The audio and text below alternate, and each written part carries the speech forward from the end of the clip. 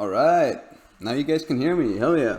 Alright, so I started recording before and I've like halfway through recording I just found out that I forgot to press the record button because I'm a goddamn professional. That's how we do it here.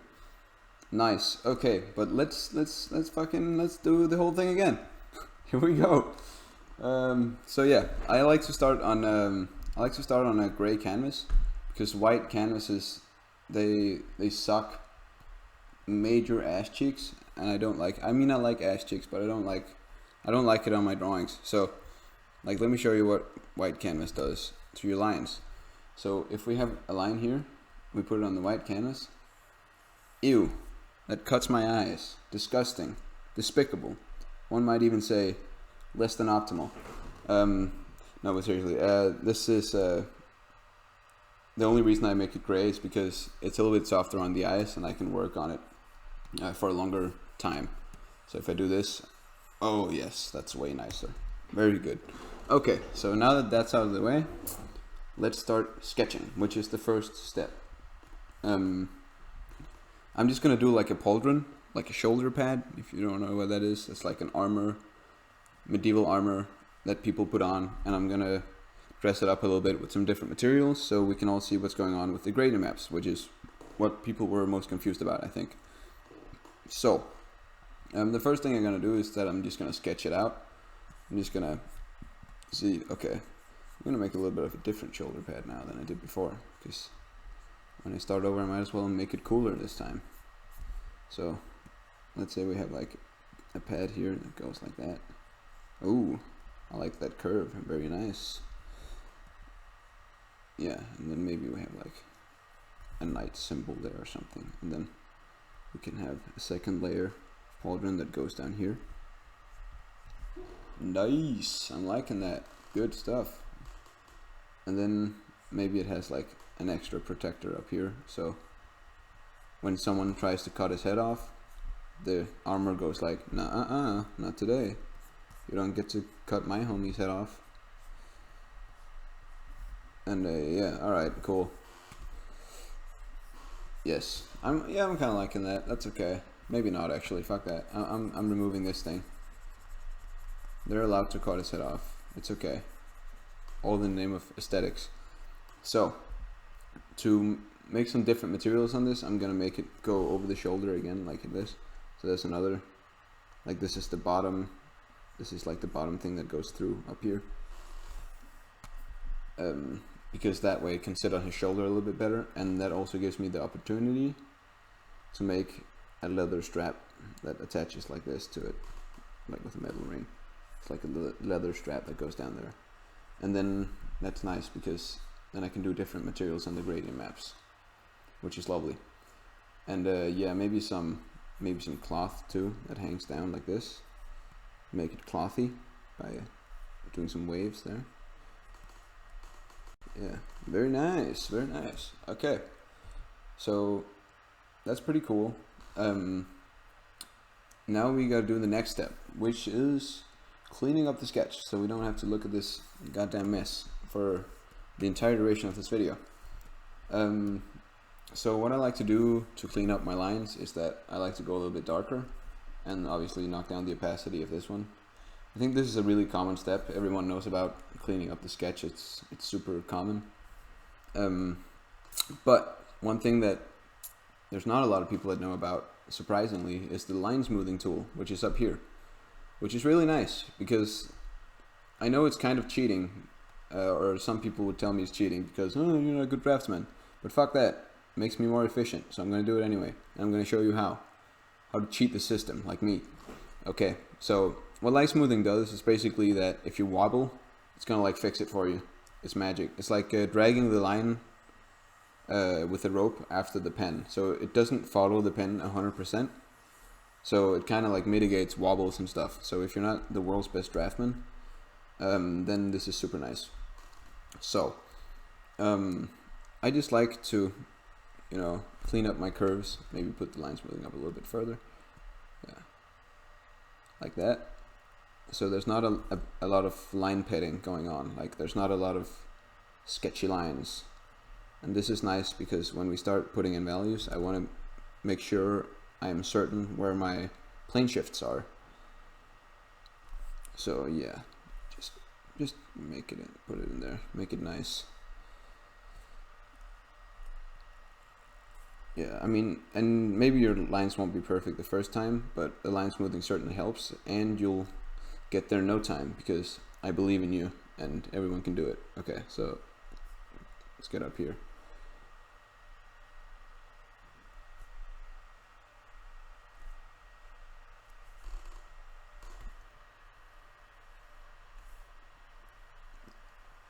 Perfect. And the cloth.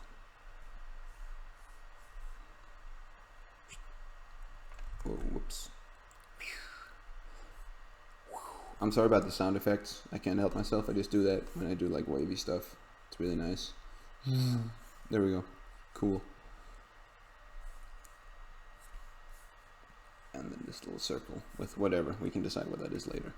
But what I want to do now is I want to select my entire silhouette, because that means that we can zoom out and see if our design still works from far away. Because if I zoom out like this right now, I can't tell what the silhouette is because the line is so thin and the resolution is super low. So you can use the Polygon Tool if you're a masochist like myself, who likes to have control over having a good life. So what this does is that you get a lot more control for sure,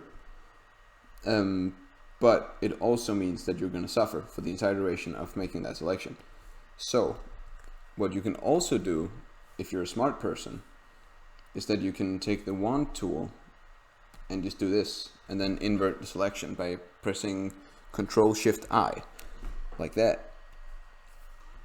And I see there's some imperfections over here and we can't have that because I'm a perfectionist. There we go. Good. And then we drop a value in there which is a little bit darker than the background. That is too dark. It's way too dark. And yeah, that's okay. I can accept that one. Maybe a little bit darker. There we go. Good. So now when we zoom out, we can see, ooh, wow, that's a nice silhouette. Ooh, we sure did a good job on this one, guys. Clap it up. All right, awesome. So this means that we can do our lighting and our shadow pass. So I like to make 2 new layers over here, clip them both to the silhouette that we just made, because that means you can't draw outside the lines and makes it super clean and nice.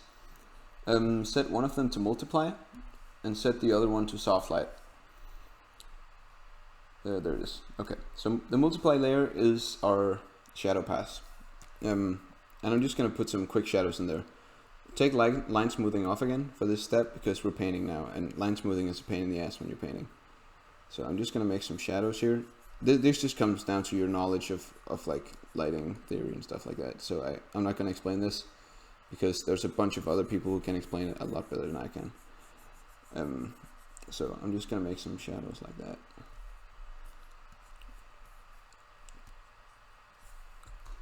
Cool. That's pretty dope. I like that.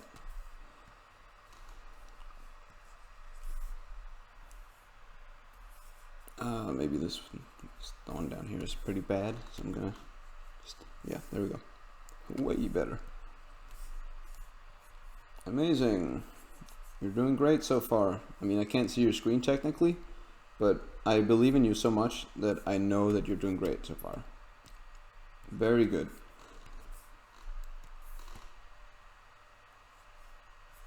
Awesome. Okay, that was the shadow pass.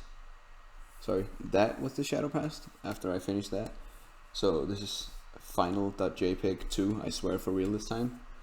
So now we're gonna do the lighting pass, which is the soft light layer. And yeah, you kind of just add light to where the light needs to go. And again, like, I'm not gonna explain lighting theory because I'm probably less than average intelligence when it comes to this, and I'm not very good at explaining this stuff. And you can just look it up on YouTube with some people that are way smarter than me, have them explain it to you instead. So yeah, that's the lighting pass. Looks good.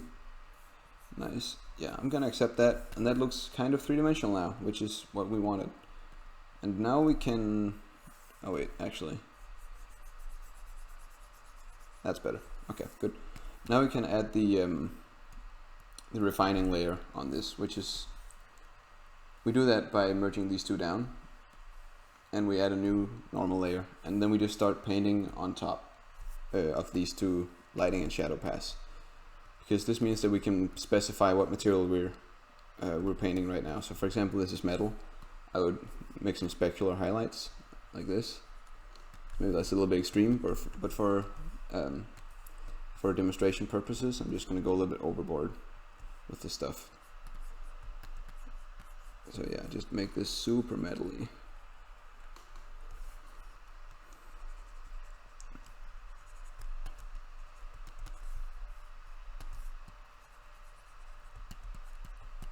Nice. And again, this comes down to your understanding of materials and how good you are at material rendering, and that only comes through studying a bunch of materials. And I can't tell you a secret cheat how to do that, so I'm just giving you the recipe and you have to do the cooking.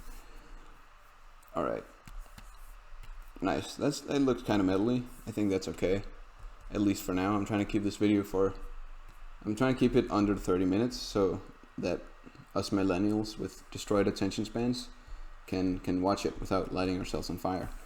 So very good. I think that's very acceptable. So what we're going to do now is we're going to do gradient maps. And what a gradient map is, I'm just going to do a quick explanation here. I'm just going to hide these, and I'm going to make a new layer. And let's make a gradient right here. So let's do this. Good, that's a gradient. So let's explain what a gradient map is. So a gradient map is something you can make within a selection or just on the entire image. So let's make it in a selection to begin with. You go down here where you would also find your curves and color balance and all that, and then the second lowest one is the gradient map. And what the gradient map does is that it substitutes the black and white gradient with a new gradient that you specify. So for example, right now I'm picking what black gets substituted with. So let's say we want a dark red instead of black, or a dark blue instead of black. Then we can do it like that. Then black becomes a dark blue instead. And let's say we want a bright yellow instead of white. So then it will do that. And this is cool because it's way better than the color layers or the overlay layers for color and grayscale, because it means that you can control hue shifts based on value. And what that essentially means is, for example, you can make sure that you have cold shadows and warm lights with one gradient map instead of having to manually paint in cool shadows and warm lights with the color layers and the overlay layers. So this is just way more efficient. It's kind of a big beast to tame. It's a big bite to begin with, but once you get the hang of it, it makes you so much more efficient and way faster in your process. So I would really recommend learning it. Okay, so now I'm going to use it on the metal here. So what people got confused about, I think, is that I said select everything of one material and make a gradient map. So I'm going to show how I do that now. So I select everything that is metal. That would be these plates and this little hinge over here. Yep. So that is my metal. I'm just going to finish the selection around here real quick. Cool. So what we want to do now when we have the selection is that we want to make a gradient map for that selection. So that's down here. Boom. Now we have a gradient map on top of all of our metal. So let's say that the metal is dark blue in the shadows, and it is a bright turquoise kind of color here, because that makes it look like silvery and nice and all shimmery and shiny, and it makes me happy to look at.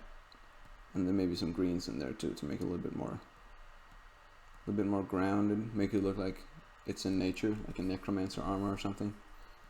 Cool. So that's the gradient map on the metal.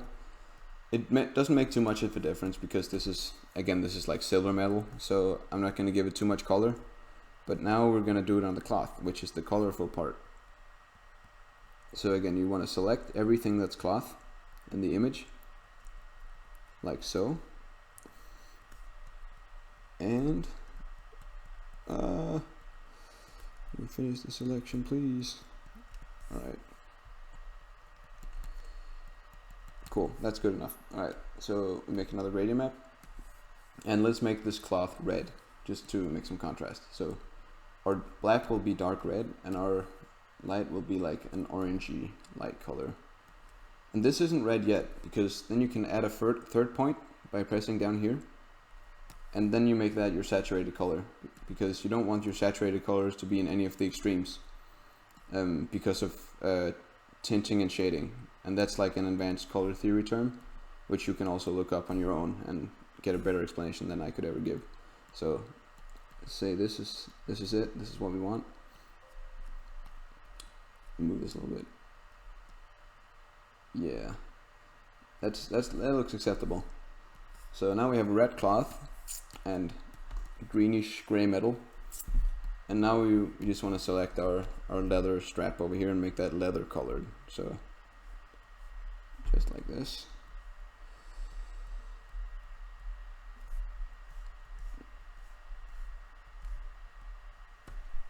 There we go. Make a new gradient map like that, and give it some leather colors. So that's again like a dark brown for the blacks, and a yellowish light up here, and then we make like an orange in the middle, something like that.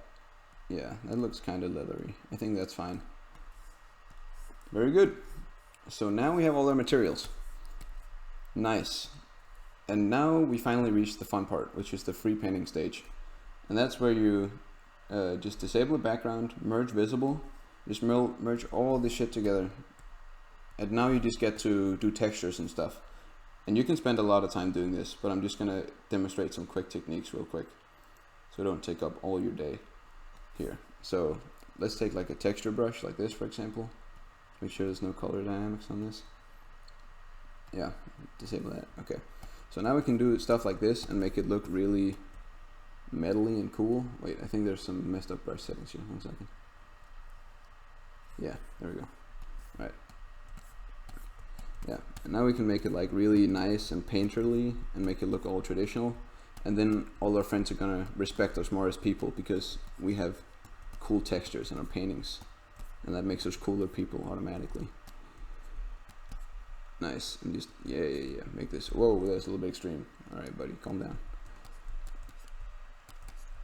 Stuff like this, and you can just get carried away and do this like for 5 hours straight.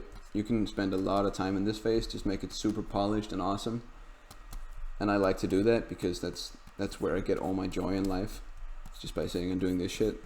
And don't question me, I have a social life too, okay? It's just very limited. Alright.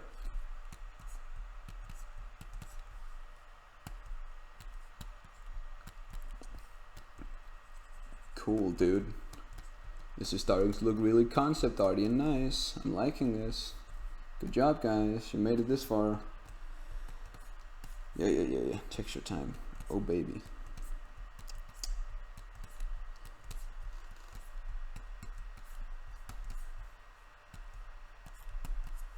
Dope. Yeah, I think that's good enough for demonstration purposes. But yeah, now you know. Now you know how to do it. And if you just spend more time than I did on every step, it's gonna get so much better. That's like.